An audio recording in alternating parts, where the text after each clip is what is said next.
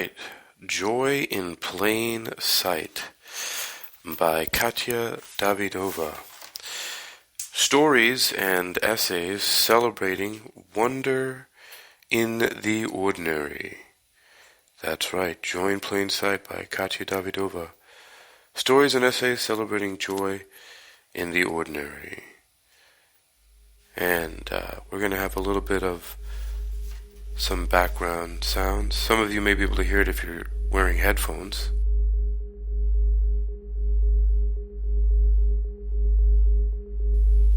Some of the frequencies may or may not be too low for you to hear. I'm actually going to turn the volume down a little bit. This is called, in the background, it's called Bloomgeist. Alright, I'm going to start with this introduction. We're going to do this piece by piece through the essays until we get through this book here on World Reading Club. You're listening to World Reading Club, presented by Hakeem-Ali-Bocas-Alexander, here on Spreaker, social podcasting by iHeartMedia, presented for World Reading Club in association with UniquilibriuM. This edition's reading focus comes to us from Katya Davidova and her wonderful book, Joy in Plain Sight, Stories and Essays Celebrating Wonder in the Ordinary. Introduction. We should have been dead, really. A grotesque meet-cute of two cars barreling down a tar ribbon at precisely the stated speed limit, concluding in a violent kiss of twisted metal. Head-on collisions usually end up in one of two ways, death or near death. When the passengers of both cars, my dear friend and I, and the other gentleman, walked out of the wreckage, we were the lucky ones. Despite months-long rehab and hobbling around with a slight grimace, I bounced back. My bone bruises healed, and new scars made their home on my body. The remaining smolder was the nightly replay of the microseconds before the crash, a dark lullaby before turbulent sleep. For some, towing the line with death can be a beautiful, meaningful, transformative experience, an opportunity to begin anew and shed all the built-up bullshit that once mattered so much. For me, survival was a matter of fact. The crash happened on a Saturday morning in September of my senior year of college. By Sunday, these thoughts raced through my head. Great, Katya. We see you're still here. Congratulations. Now you've got job applications due next week, your thesis review in 2 months, and, oh, you're still going to limp a few miles across campus to lead that group meeting tomorrow, right? Don't get me wrong, I was delighted I was still here. Part of my human makeup was, and still is, I was generally happy to be alive. In high school, I joined the Optimist Club and was known for being a walking smiley face brimming with silver linings. And I had so much to be thankful for. When I was 7, my parents had won a green card visa lottery to emigrate from Uzbekistan to pursue the American dream. Every year, the U.S. Department of State chooses 55,000 people from millions of citizens in underrepresented countries to apply for residency. We were 3 of the lucky ones. As an only child, I was flying on the wings of hope, soaring from my parents' sacrifices to the faraway lands of a better life. And so, I became good at being good. It's what was expected of me. Perhaps you know someone with a similar thread. Perhaps you know it yourself. Over time, with the accolades came perfectionism and the need to continually strive, imposed by external expectations, but more viciously by me. I remember sobbing in the dim staircase of our home one night during junior year. My head burned from trying and failing to understand physics problems in the textbooks and worksheets scattered all over the living room table. Let's run a few more practice problems before your test tomorrow, and you should really get some sleep, Katya, my mom soothed, pointing to my room upstairs. It was close to 1 a.m., but I had to keep going. I graduated from my magnet high school with straight A's, except for that one C+ in physics.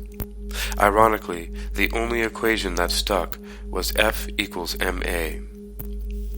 The more effort and energy I put into school, the better and faster the outcomes. There was no emergency brake.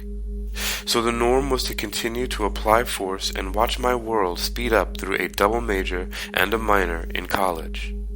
Study the psychology and cognitive science of human behavior and excel there, too.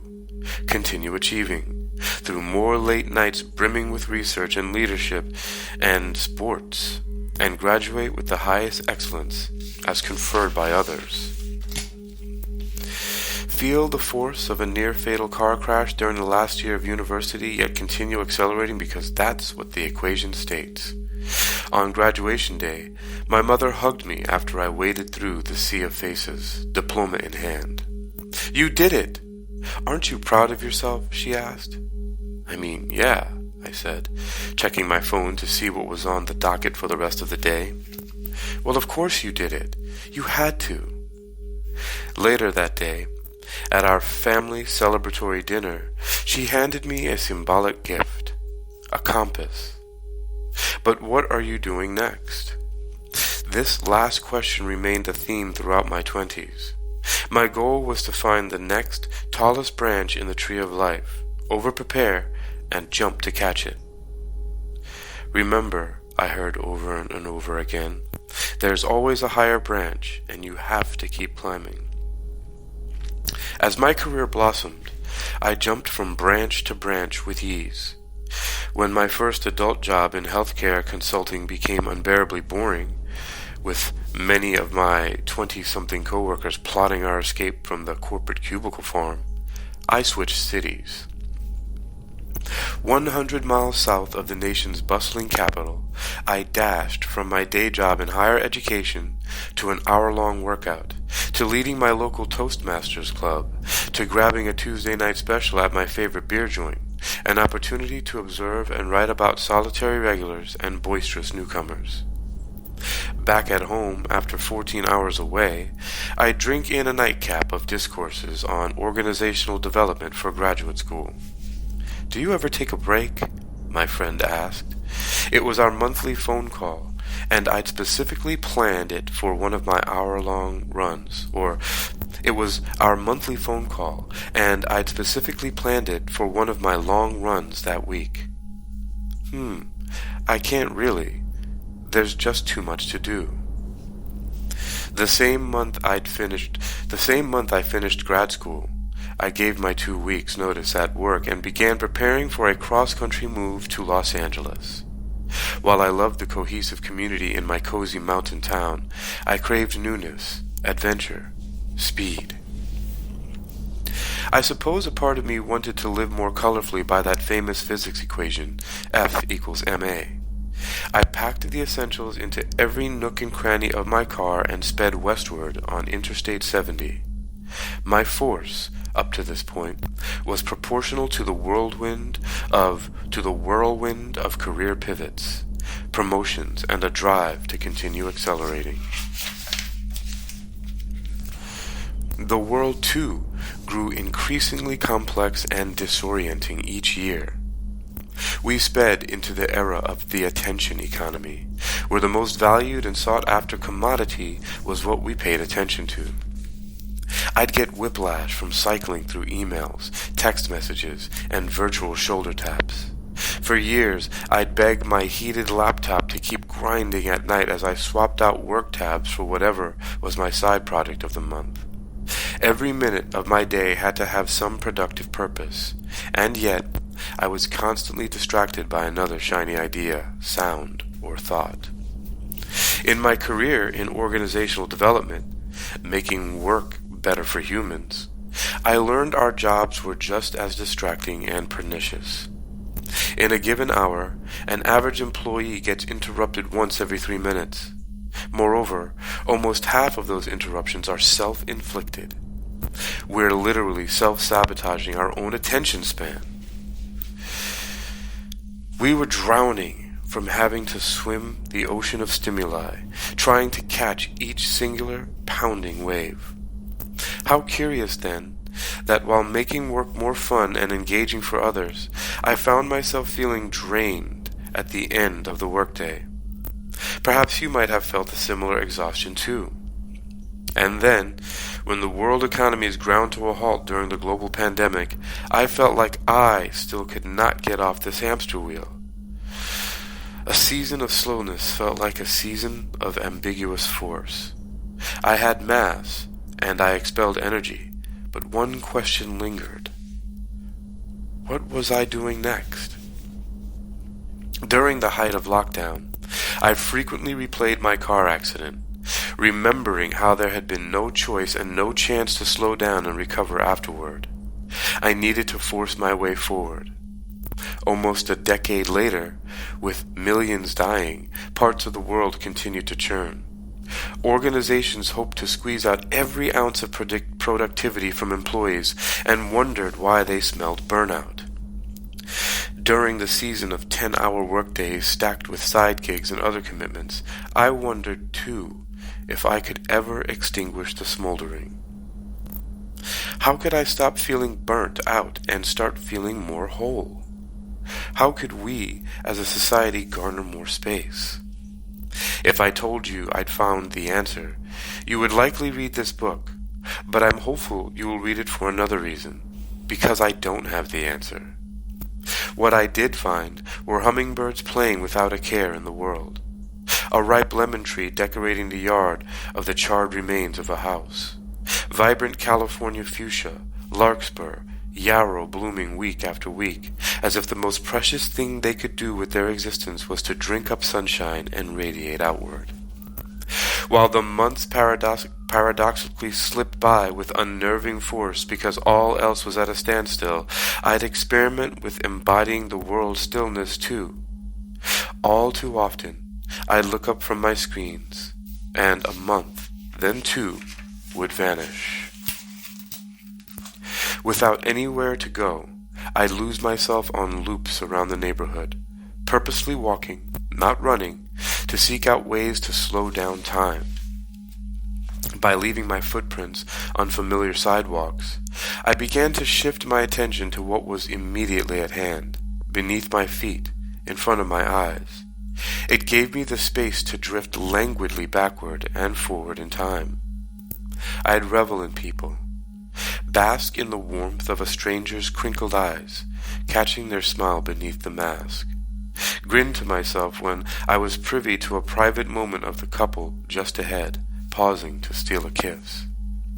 At every walk, I'd come home refreshed, full of space, brimming with details. And it was these very details I kept coming back to. The phoenix lemon tree, much like the green sprouts carpeting wildfire-ravaged mountains of the Angeles National Forest, the freckles on my partner's skin, the conversation about candles with a lady at the grocery store, the way present human idiosyncrasies dance with memories of the past, and how absolutely, astoundingly, curiously wonderful the little things are. These small moments that hiccup the day-to-day. I didn't grow up around religion and believe it is a sheer, yet magnificent coincidence that we experience a handful of decades of being alive, that we get to experience them at all. The atoms that live in us, the ones that are us, have been recycled through millennia and will continue to reincarnate in future forms. To me, life has no inherent meaning. We exist. We die. That's it. Guided by philosophers and writers, I realized every tangible success, like doing well in school, moving up in my career, getting raises, grinding through months of nonstop daily workouts, none of that really matters when I'm dead. Sure, I'm proud of my efforts, but are they the secret ingredients to a meaningful life? Like Viktor Frankl in Man's Search for Meaning, I believe life has meaning when we give it meaning. Meaning arises when we tie together disparate threads to form a quilt, a mosaic of moments. Ultimately, While we are here, we can weave meaning into a beautiful existence. We can weave meaning into a beautiful existence. And what happens when some of us, the lucky ones, get a second chance at existing? How do we make sense of the borrowed time? For many of us, the weeks and months and years slip far faster than we'd like. So the question I ask you is this: how do we slow down time and make space for anything to mean anything at all? My hypothesis is meaning is made up of the pause of those moments. It's being so resoundingly present, we go outside ourselves, push our own pause button, slip back into taste the now. And then, of course, write about it. To me, writing is the art of paying attention. And paying attention is particularly difficult to do because we are distracted by 3 million minefields anywhere we turn. Yet we get lost in the blurry sameness of days. But just like uncovering an ecosystem of fauna beneath a carpet of decaying leaves, an orchestra of birds shattering the silence of a foggy mountain, so much joy and delight can be found in the ordinary. It's that smile of a stranger. It's being witness to a couple's love. And that joy, those little sparkles within each day, is always there. Our job is to deliberately search for them and pause to revel when we find them. My friend Morgan once shared with me a brilliant, paraphrased quote by Kurt Vonnegut. "There's a reason we're called human beings, not human doings." I've been carrying this mantra around for years, and it gets more relevant with each passing month. How do I get off this hamster wheel and simply be?